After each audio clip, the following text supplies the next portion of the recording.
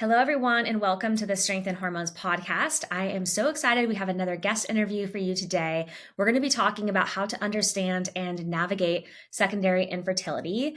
And I have someone that is such a special guest. Her name is Dr. Kalea Wattles. You might be familiar with her. She's on Instagram at Functional Fertility. She is one of my favorites to follow in this space. And when you guys asked for this topic, I knew that there was no one better to come and tell us all about secondary infertility. So, Dr. Wattles, thank you so much for being here and welcome to the show. Thank you so much for having me. It's such an honor, and I love being on podcasts, especially with other women in healthcare. It's just so fun. I know. I'm so excited. And I would love if you could just give us a little bit of an introduction to you and your practice for those that might not be familiar with you. Sure. So I am a naturopathic doctor by training, and then I did postdoctoral training through the Institute for Functional Medicine. So I am an IFM certified practitioner, and now I have my practice, Functional Fertility, where I really focus on utilizing the functional medicine model or operating system to use systems biology to support fertility, no matter where my patient is on her fertility journey. Maybe she's trying to conceive for the very first time or using reproductive technologies like IUI or IVF. Functional medicine can support the body no matter where we are and get us ready for the best outcomes. So I'm super proud to have this functional medicine focused practice supporting my patients. Yeah, amazing. And you talk about like so many topics that I think aren't really explored in this space, but they're always very evidence driven. And so that's really what I want to get into today, because even the topic of secondary infertility, I really don't feel like there's that much information on this topic. Would you agree with that? There's really not. And it's frustrating, I think, both for clinicians and patients when we're trying to navigate this topic. But that's the beauty of functional medicine, is that it allows us to go to those hard places, to turn over every stone, and to assess fertility with a really clear and systematic and strategic plan. And I know we'll get into some of that today, but I think this is functional medicine's time to shine, is in these topics where it's like, well, there's not a lot of existing guidance. Where do we go? Perfect. We know how to put those puzzle pieces together. Exactly. Yeah. And maybe you can just start off and give us an introduction into what is secondary infertility and what are the populations of women, if we know if there are populations that are the most afflicted. Sure. So secondary infertility, the kind of formal definition is that it's the inability to become pregnant or to carry a pregnancy to term. So maybe you're getting pregnant, but experiencing pregnancy loss after you've already given birth to another baby. This affects both men and women. It can be caused by a variety of factors that I'm sure we'll talk about.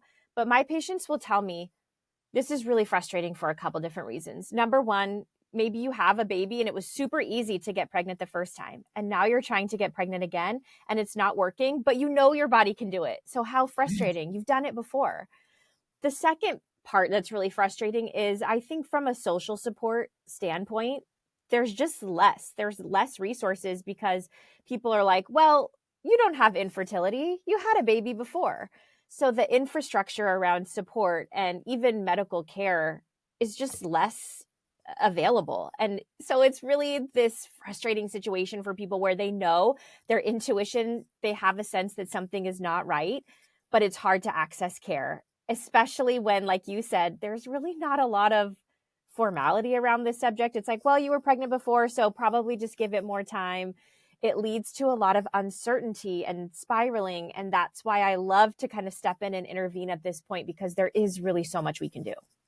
Totally. And is this something that is well recognized in the conventional fertility space? Like if a woman goes in and she's like, yeah, I had a baby 2 years ago and I've been trying for 6 months, is her OB doctor likely to work her up for secondary infertility? Or do you find that it can be more challenging for women to get the right care versus if they're struggling with infertility for their first pregnancy?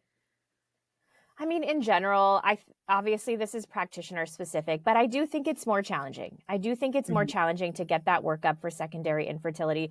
If you're under 35, you're probably going to be advised to give it a year. Just keep trying. It's going to work. If you're over 35, probably at that 6-month mark, somebody will be willing to take a look. And I think this is where I love to do collaborative care, because the kind of traditional model, if you have secondary, if you're requesting a workup for secondary infertility, it's going to be probably a hysterosalpingogram, and we'll talk about all of these different methods, but just to make sure that your fallopian tubes are open.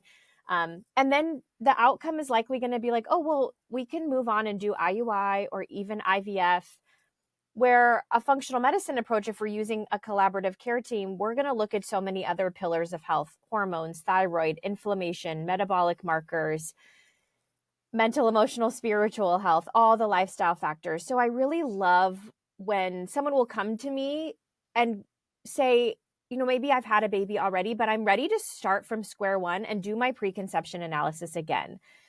Prepare my body just like I did the first time. And that's where I feel like I can really make a lot of progress. And hopefully they're going to get pregnant on their own. Or if they still need IUI or IVF, the outcome is going to be better. They're going to need less rounds. They're going to respond to medication in a more effective way.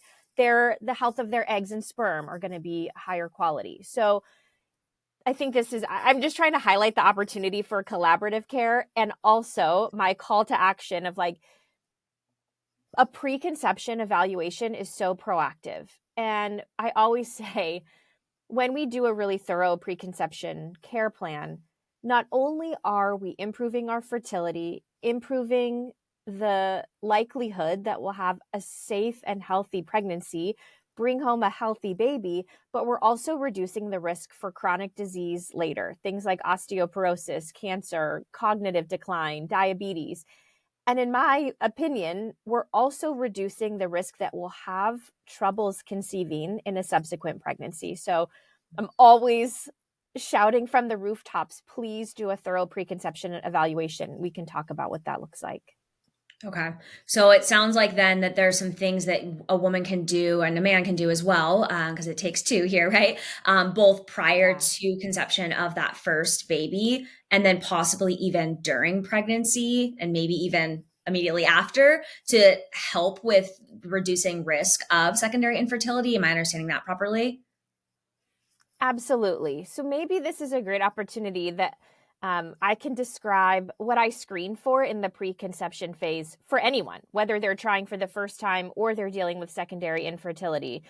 I have a pretty thorough preconception panel that I do. And I want to just point out that I'm going to talk about labs right now because I think that's really interesting and it's really actionable. But I just want to make it clear that it's never just a laboratory evaluation. It's also those modifiable lifestyle factors, because that's something that can change from a first pregnancy to a second pregnancy that might impact our ability to conceive again. So this is stress, exercise, nutrition, sleep, even our relationship status. Those can all change, and we can dive into those lifestyle factors too.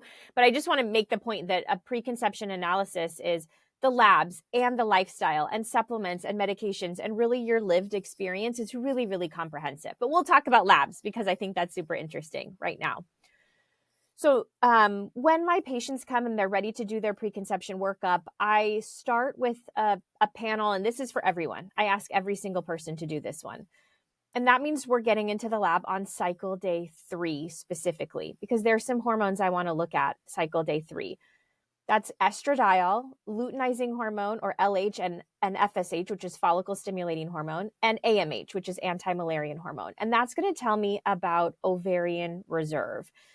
That's something that can change, right, from pregnancy to pregnancy. So everybody's going to go in cycle day 3 and do an assessment for ovarian reserve. But just because you're in the lab at that point, I'm going to add some other hormones. We're going to look at our androgens, testosterone, and DHEA sulfate, because that can really affect the maturation of the follicle, which is the little egg sac that our egg cell is swimming in. So we're going to look at that. I'm also going to measure prolactin, and prolactin is a hormone that's produced by the anterior pituitary region of the brain, and it can interfere with secretion of LH and FSH, which these are the hormones that allow our brain and our ovary to communicate. So if prolactin is kind of inhibiting or blocking that line of communication, we're going to see issues with egg cell maturation and ovulation. So I'm measuring all of that. And prolactin is one of the things, when, for example, we're breastfeeding, prolactin is going to be elevated and we're not going to ovulate. So if someone is continuing to breastfeed after they've had their baby, that might be a reason that they're not getting pregnant right away. They're still breastfeeding. So that's something to talk about.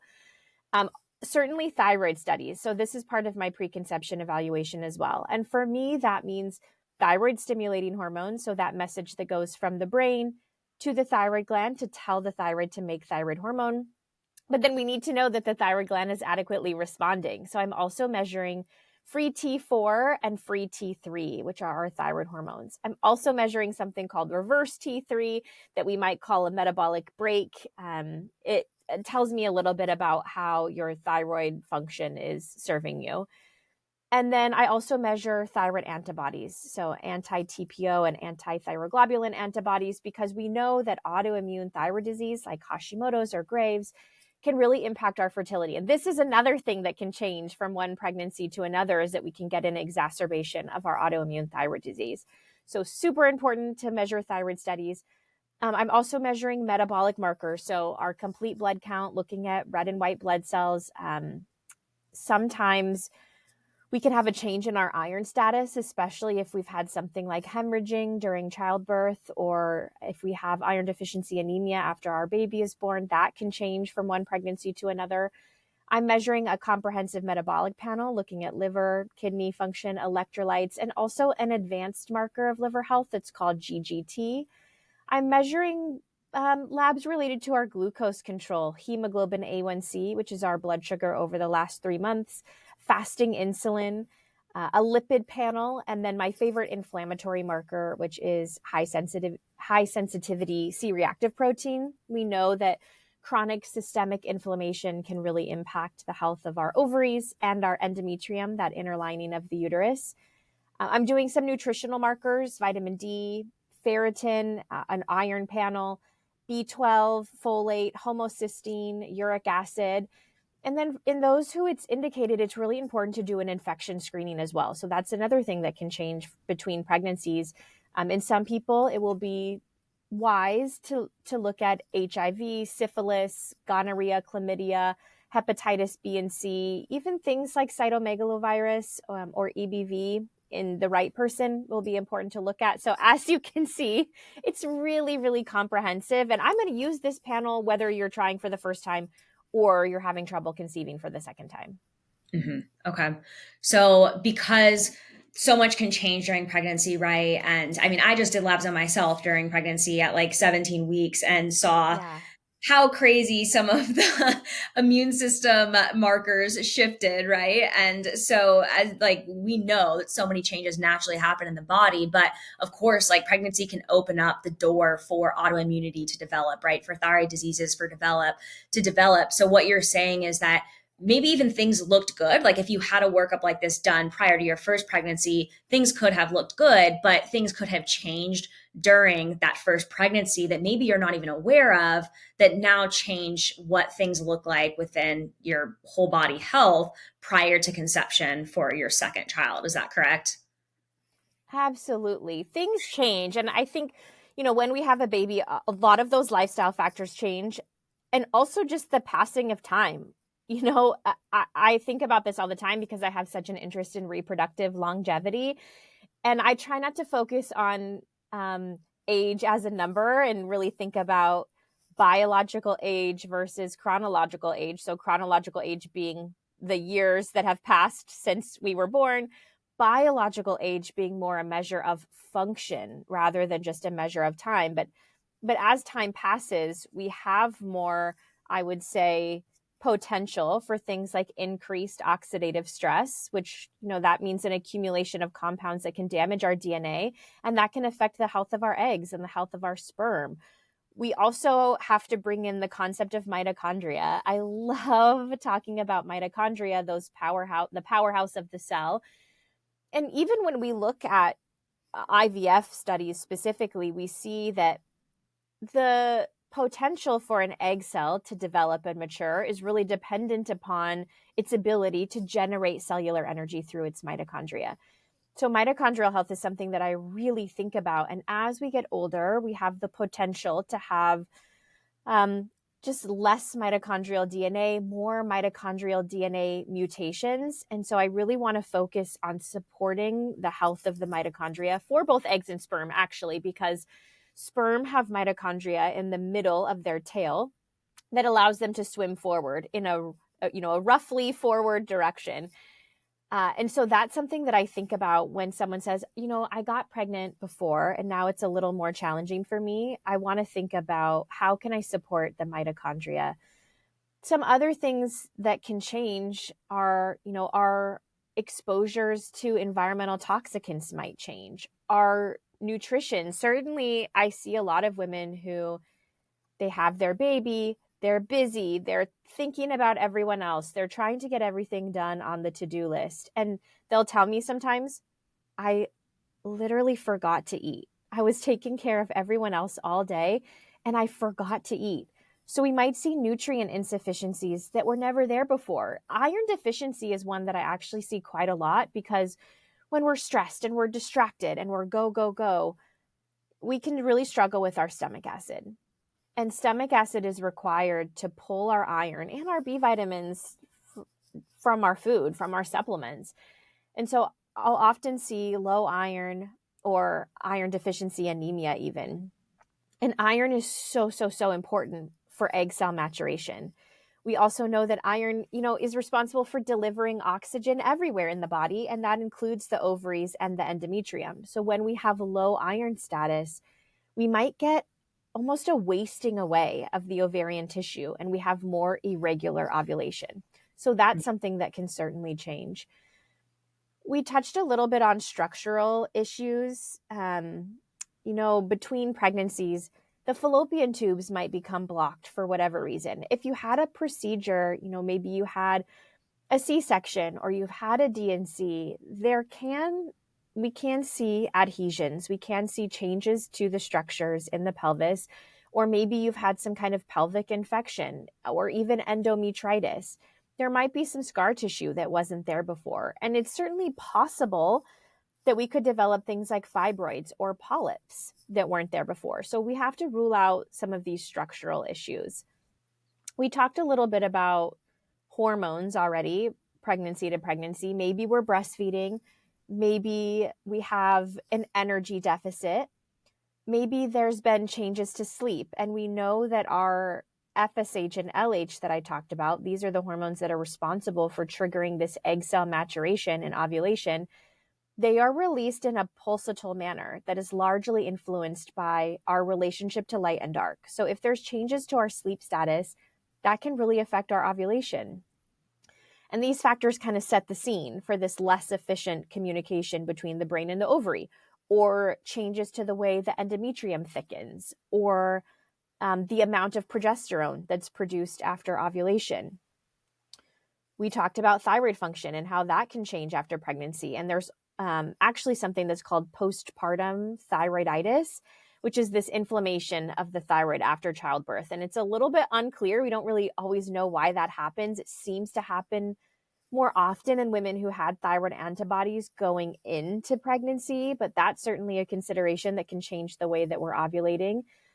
And then metabolic issues, right? We know how important insulin is, what effect insulin can have on our estrogen, on our inflammation, on just our overall kind of metabolic well-being. And we can certainly see more insulin resistance after a first pregnancy. So tons can change. And that's why I say, let's start fresh. Let's act like this is a totally new experience. This is a totally new scenario, and assess all of these pieces again. Yeah. Well, and just for nutrient depletion alone, I know that I've read before, it can take like 3 years for you to fully replenish nutrient levels, right? After your first child. And I mean, just the amount the pregnancy depletes the body of vitamins and minerals is astonishing. And as you're mentioning, like add in all these lifestyle factors of waking up in the middle of the night to feed your first child and that influencing, Yes. the sleep and wake cycle. And then add in like probably not eating as like efficiently as you should be, right? And there's just like so many lifestyle things that I can imagine really set the stage for these imbalances to be present in the body and maybe to even be overlooked because maybe you just the general labs you're getting done don't dive deep enough, which they often don't, right? So why Yeah. is it that some women they have difficulty conceiving with their first, maybe they have to go through fertility treatments like IVF or IUI for their first Mm-hmm. child. And I've seen this so many times, right? And then they like immediately get pregnant with their second so easily, no fertility treatments. And then there's other women who maybe it's the reverse where they get pregnant pretty easily for their first. And then now they're experiencing secondary infertility. Is there something within the female reproductive system that creates this variability within pregnancy outcomes? This is the $1,000,000 question, right? This is the question.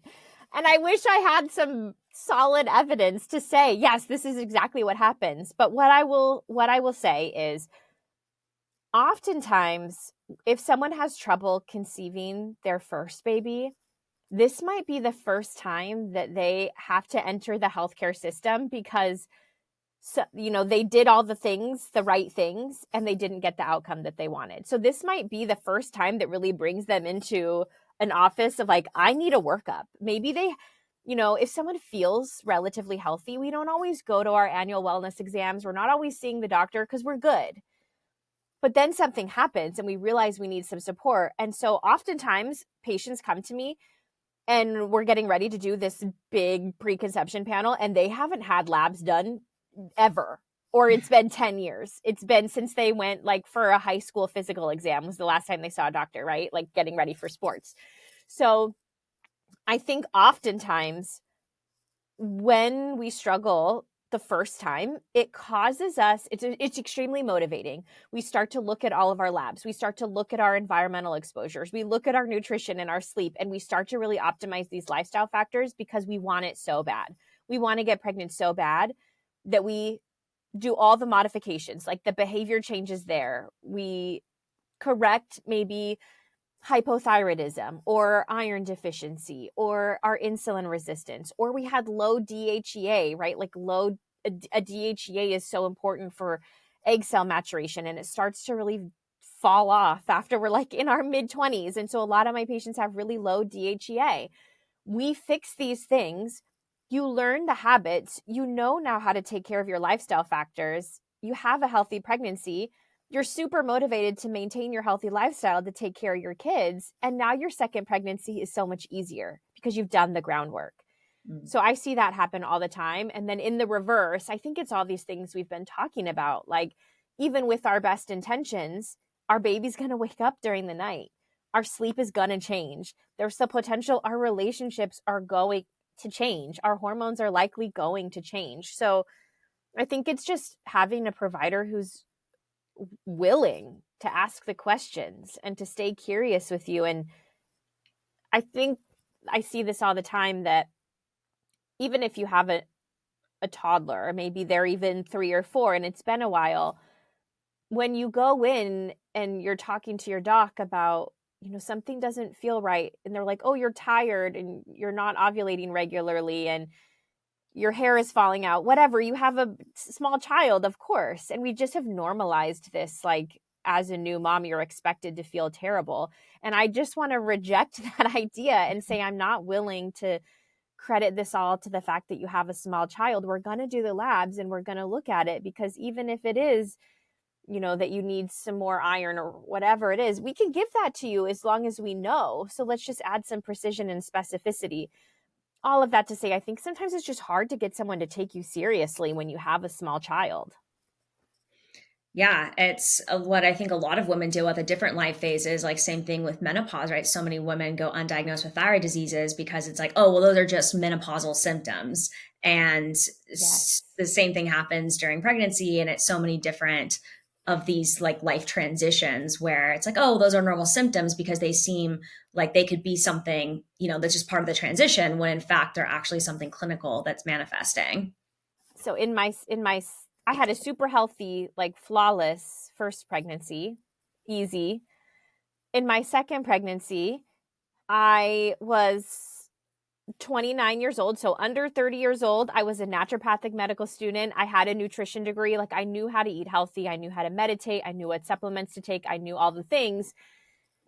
But I had pregnancy-induced hypertension in that pregnancy that was pretty severe. It required an induction at 37 weeks. It was like scary and required interventions that I didn't want to have. And the point I'm trying to make is, now looking back, I can see that my stress level was so high. I was working 60 hours a week and I had an internship. I had a toddler at home. I was trying to graduate. I was pregnant, had a lot of oxidative stress. I wish that someone would have done an evaluation for me going into that second pregnancy. Even knowing I had a super healthy first pregnancy, I think that I could have prevented a lot of the discomfort, or at the time I would have said that it was very traumatic. I could have prevented that, I think, if I would have done the preconception evaluation that I do now. So that's partially why I feel so passionate about doing this, is because I know what it feels like to have complications. Mm-hmm.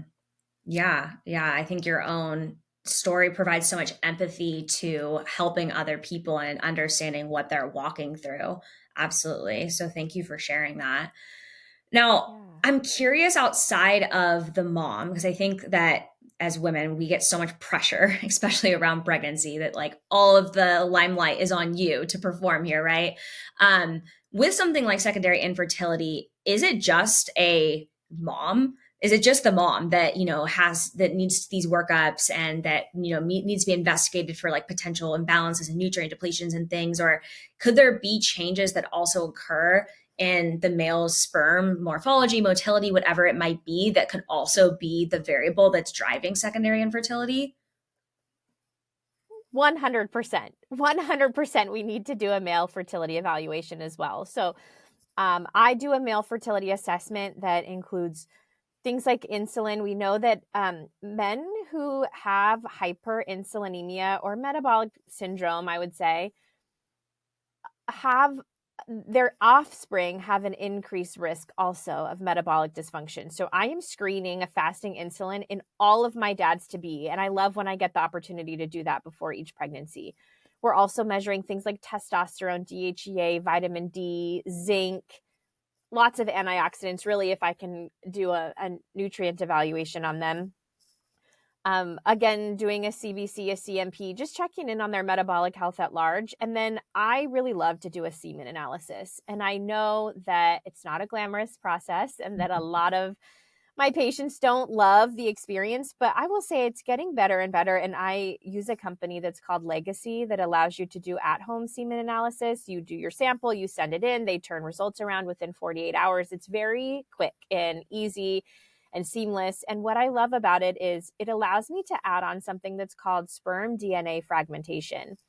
And what we see sometimes is that someone might have a normal count, maybe even a motility and morphology that looks okay, but a lot of the sperm will have fragmented DNA, which can contribute to subfertility or even things like recurrent pregnancy loss.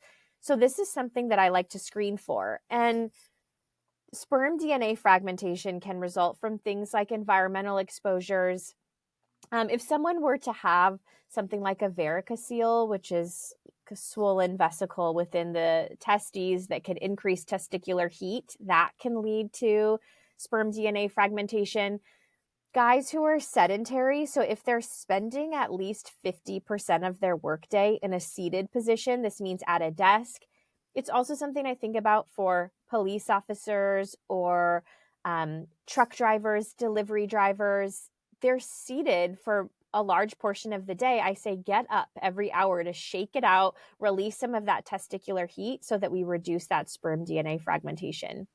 Mm. It's interesting to think about too. I read a statistic and it was something along the lines of, I think it was a third of people who seek IVF for secondary infertility, it's actually male factor.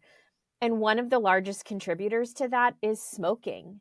So sometimes, I think we take that for granted of like we got to screen for smoking. And sometimes that's the thing. A smoking cessation program can be the thing that reduces oxidative stress, improves sperm parameters, and then we have improved fertility.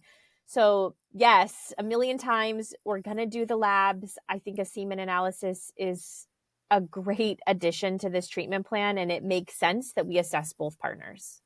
Absolutely. And I know that even some just fertility clinics that are conventional, they do semen analysis, but I don't know that I've ever heard that they're doing the fragmentation. Are they typically including that in a regular semen analysis? No, it's definitely something that my patients have to ask for. And Yeah. I think it's challenging because if you're trying to bill your insurance, then you do these add-ons and it's like more and more costs. That's why Yeah. I just kind of like going with some of the cash-based options. You know It ends up exactly being what you're cheaper. paying. It's cheaper. It really is. And you get more data. So it's not standard. I tell people if you're going through your fertility clinic, you're billing your insurance, ask them if they'll do it and what the cost is. If that feels out of the realm of possibility, we have other options. Totally. Okay. Now, I'm curious, and this is, I don't know how much you can comment on this, but I'm curious as to what you might be able to share on the prevalence of HLA antibodies and risk of secondary infertility. And the reason why I ask about this is because I went to go donate blood last year. My husband got diagnosed with a blood disease. I was like, oh, I want to be a good Samaritan and donate blood for other people that need blood transfusions. And they rejected my blood and were like, you're positive for HLA antibodies, which led me down a whole rabbit hole of what does this mean for me in the future, right? And one of the things I came across was that there's increased risk of secondary infertility with HLA antibodies. And apparently a lot of people have these. Some people don't know unless maybe they've tried to donate blood before. But I'm curious if you have anything that you can share on the prevalence of this, since it is pretty common.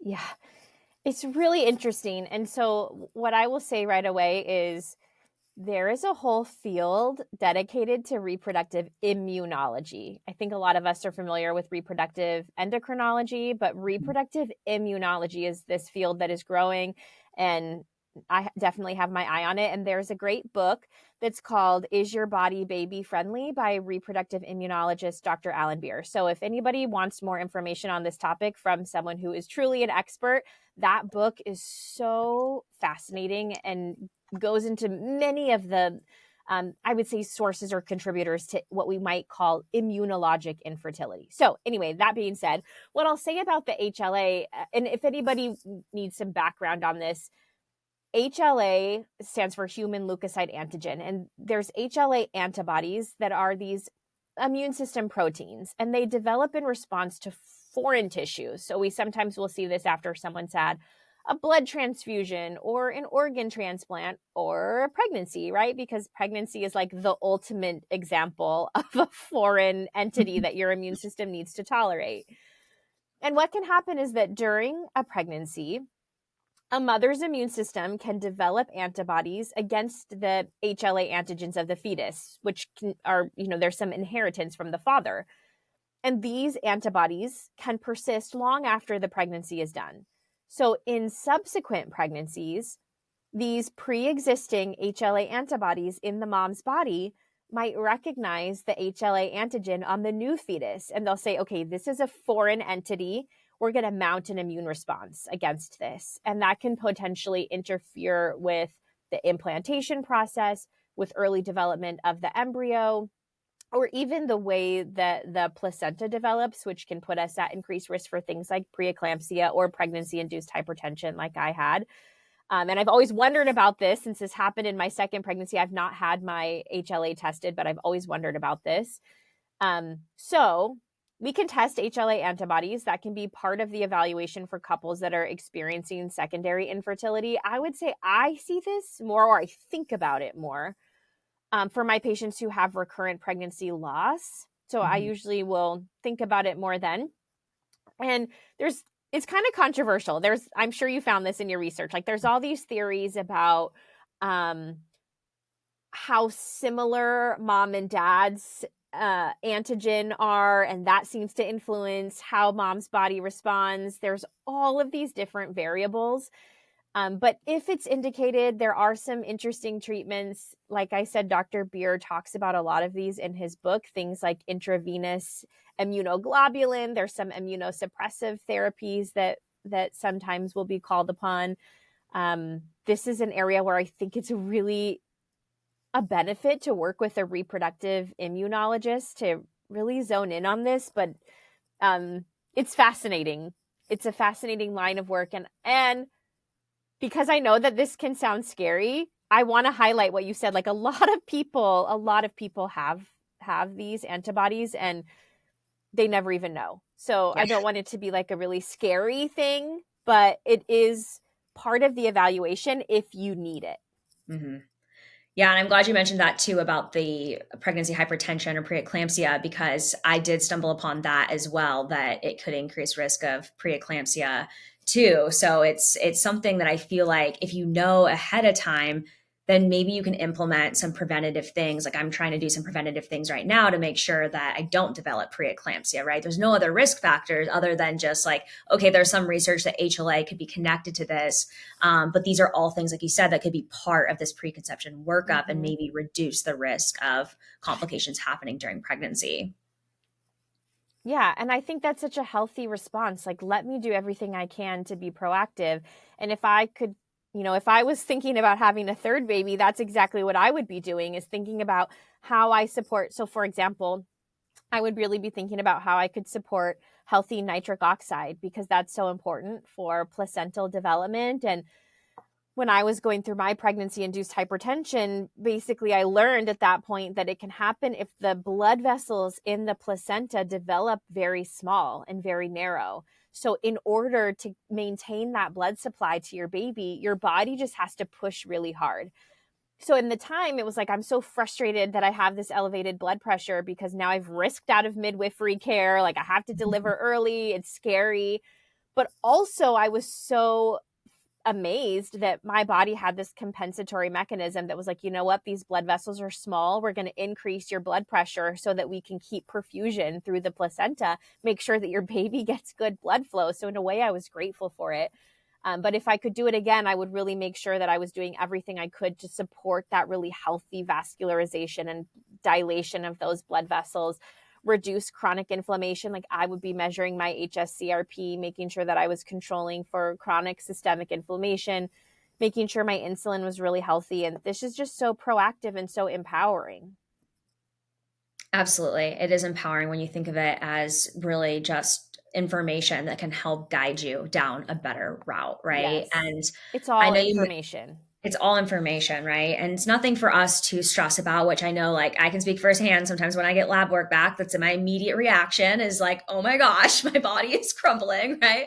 But then we can take a step back from it and say, okay, I have this information now. What can I do from an empowered stance? Who do I need to support me, or what tools and resources do I need? What changes do I need to make? How can I use this to really guide me? And personally, I see this type of information, I don't know if you agree, is it's kind of like a motivator, right? It's like I personally grew up as like an athlete, and it was like always having, something athletic to motivate you. And now it's like, okay, a different form of data, right? It's labs, it's diagnostic criteria that are kind of motivating you to like make certain changes and be more intentional with those choices you make on a daily basis. I always say we change what we can measure, which Yeah. is why I love to do labs. That's why I'm a data collection person. I love a CGM. I love my Aura ring. I love the data. I know it's not for everyone. It can be overwhelming if you're not in that headspace, but it is extremely motivating. And what is more motivating than getting ready for a pregnancy, right? Because we could have a whole episode dedicated to generational health and how the things that we do in our preconception timeframe can set our children and our grandchildren up for robust health into the future. So I think that everything we're doing now is ultimately an investment in the health of our family. And for me, there's nothing more motivating than that. Absolutely. And we talked quite a bit at the beginning about some of the things that you recommend as part of this preconception workup. So before pregnancy, even before your first child, and then again, hopefully we're doing the same workup before your second child, because the environment of the body can change. But is there anything that you would recommend, whether it's like labs, diagnostic criteria, lifestyle changes, supplements, anything that a mom can do during pregnancy that you think has a profound role on more pregnancies, future pregnancies after? Yeah, it's interesting. It's kind of, I know it sounds so simple, but it's really those lifestyle factors. Maintaining a healthy sleep routine, making sure you're getting adequate nutrition that's mostly glycemic, low glycemic index, very nutrient rich. I think, you know, the Mediterranean diet is very well researched in terms of preventing these adverse pregnancy outcomes like gestational diabetes and pregnancy induced hypertension. Um, it's really, for me, the preconception timeframe before pregnancy that is going to be the most impactful. And then you're going to ride the benefit of those changes through pregnancy. But I'll just say, like, we know that, we talked about like having a pelvic procedure if you happen to need a C-section during birth, or having severe postpartum hemorrhaging and having that significant blood loss and that iron loss, having infection like endometritis, which can happen postpartum, having that postpartum thyroiditis. It's really being proactive in your healthcare right before and right after your pregnancy that, from my standpoint, are going to make the biggest impact going into a subsequent pregnancy. Yeah, and I think that takes some stress off the mom too, because there's only so much you can do during pregnancy, and there's so many other things that you're juggling, nausea, you name it, right? At least for a couple You months. name it. Yeah, you Yes. name You it. already The got so list much is going very on. long. So maybe you can share with us, we talked about what that functional workup looks like for secondary infertility and even just preconception, right? It sounds like it's really a valuable workup for both. However, what are some of the other like functional based treatment options that maybe someone wouldn't get in a reproductive fertility clinic, that you utilize with your patients for patients that are dealing with secondary infertility? Yeah. This is going to be the classic answer of it depends, right? Because we have to get to the root cause. So I think I want to say a couple things. Number one, that evaluation, we're going to do all those labs, but when we use a systems biology approach, I use a tool in my practice that's called the functional medicine matrix, and that allows me to really systematically evaluate someone's body systems. So let me just give the very quick, like 60-second overview of what that looks like. It's assimilation. That's our gut health. It's our microbiome. It's the way we absorb nutrients. Defense and repair, that is our immune system. Does our immune system have tolerance? It's chronic inflammation, chronic infection. The next area is energy, and that really represents cellular energy production, going to that mitochondria I talked about. Does your body have the cellular energy it needs to power ovulation, implantation, fertilization, early embryo development? I'm looking at biotransformation and elimination. So asking this question, what are your environmental exposures, and does your body have the capacity to metabolize and remove those? We're looking at what I call transport, and that means your blood flow. We know more and more that blood flow through the ovarian capillaries is a major contributor to egg cell maturation. Lymphatic flow, and then glucose transport. So essentially our metabolic health here, looking at glucose, looking at insulin resistance, looking at the way that our metabolism is functioning. Communication, this represents our hormones. So this is going to be our sex hormones, testosterone, progesterone, estrogen, also things like DHEA. This is where we assess the thyroid hormone. And then structural integrity. So that means big structures like our skeleton, all the way down to tiny structures like our cell membranes that, for example, will allow our brain and our ovary to communicate with one another. So I'm assessing all of those areas. That's going to be blood work. It might mean a comprehensive stool analysis or an adrenal stress profile or an oxidative stress panel. So the treatment is going to be really specific. So for someone who maybe they have like all these nutrient insufficiencies, it's going to be micronutrient testing, nutrient repletion, also all the lifestyle factors, thinking about our gut health and all the factors that allow us to absorb those nutrients from food. Another kind of category here that we talked about is the immune component. So if someone, for example, has an autoimmune condition. I always go to autoimmune thyroid disease because that's something we see so often in a fertility practice, but it could be anything. It could even be this person. So we didn't talk about ANA or anti-nuclear antibodies, but that's kind of a general screening tool for autoimmunity that we might use in some people. If they have a positive ANA, we're going to look inside the gut. We're going to assess for intestinal permeability or leaky gut and see, are compounds from inside the intestine able to traverse that intestinal barrier, enter systemic circulation where they can activate the immune system. I'm oftentimes in an autoimmune type patient using low dose naltrexone. There's quite a lot of emerging research about low dose naltrexone for those who have either a personal or a family history of autoimmune disease. There's a great researcher, a fertility doc, an Irish fertility doc named Dr. Phil Boyle, and he's published multiple case studies and has lots of videos and all these resources about the use of LDN for autoimmune disease, those with recurrent pregnancy loss, unexplained infertility even. So that's something that I'm using quite regularly. And then in terms of, I'm tracking hormones. I'm making sure people are ovulating. Sometimes we need to support egg cell maturation with things like antioxidants, with DHEA, with acupuncture. We're tracking hormones over time. We're making sure that we can have a really robust progesterone response in the luteal phase. I'm using prescription progesterone at times. So really the list is limitless. We really have to understand someone's unique persona and kind of what are those underlying drivers of their fertility struggles. And then we treat them and we really support resiliency in their reproductive health from the ground up.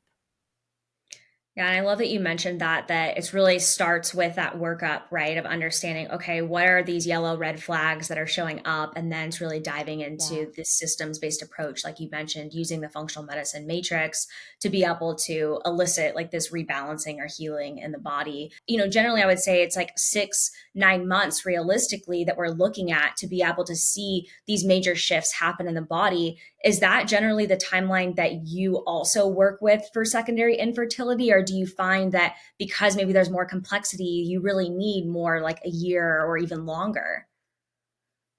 Yeah, this is a great point. You're right. It does often require 6 or 9 months. And it's frustrating because in my practice, that's exclusively fertility and it's a mix. It's some primary, some secondary infertility, but people wanted to be pregnant yesterday. Yeah. And so we have to have these conversations about, you mentioned insulin resistance, like that is so prevalent in my patient population. And it takes a while to make progress in terms of our metabolic flexibility. I usually will have this conversation that, if we watch this process of a primordial follicle, a little tiny follicle, developing to an antral follicle that's big enough to ovulate, that process is going to take about 3 months. And we're probably going to need a few of those cycles to really maximize the health of your eggs. So yes, in my dream scenario, people see me a year before they want to get pregnant. Like that's why I talk about preconception so often, because I want people to be thinking about it. And when I get patients who are like, I'm getting married in 6 months, and then 6 months after that, we'd like to try, that is my dream scenario. Oftentimes the real world conversation is, I'm going to keep trying as we're working on all of these things. And can we make this happen as fast as possible? Of course. And sometimes that's not even the best option maybe for the patient, right? Like if you're trying to rid the body of toxic exposures and things, like maybe they do need to wait a little bit longer for it to be the most optimal environment for conception. Absolutely. If there's any, sometimes in my practice, we'll test for things like lead, mercury, arsenic, cadmium. If we have to detox heavy metals or something really significant, it's actually just not safe to get pregnant at that time where all of these environmental toxins are mobilized. I would even say if we have pretty severe hyperinsulinemia or insulin resistance, we know that that is going to increase risk for adverse pregnancy outcomes. And so I do ask, really, thoughtfully, these are hard conversations and they're hard decisions, but I do ask for that investment of time so that we know going into the pregnancy, everyone has the peace of mind that we've done everything that we can. Mm-hmm. Yeah, No, I think that's so important. And really just the work you're doing is truly so amazing, and how you're looking at so many different variables for what are the causes of fertility challenges. And also, I'm sure that there's a lot of women you work with that just want to be at their healthiest, right? For conception too. So I think that this conversation isn't just about infertility, it's also about just conception optimization and having you be the healthiest and your baby be the healthiest, not just now and during pregnancy, but also for years to come afterwards. So I'd love for you to share where people can learn more about you and a little bit about some of the ways that someone can learn about working with you.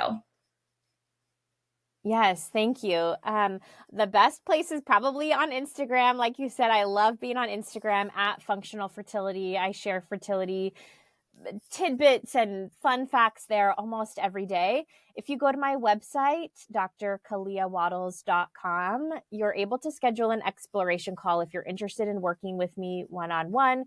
I also have an online program that's called the Functional Fertility Blueprint that really encapsulates everything I talked about with the functional medicine matrix. I guide you through the matrix and actually have a number of tools and questionnaires and strategies to help you identify the areas of your matrix that you need to focus on.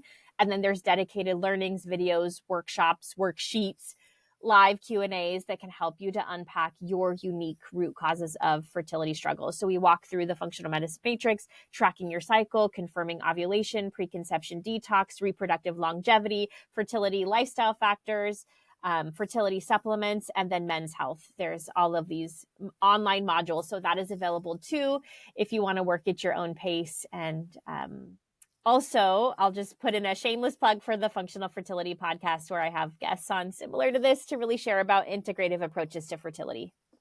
Amazing. Thank you so much, Dr. Wattles. Really appreciate your time, expertise, and really just the impact that you're having on so many people's lives. So thank you again. Thank you so much for having me.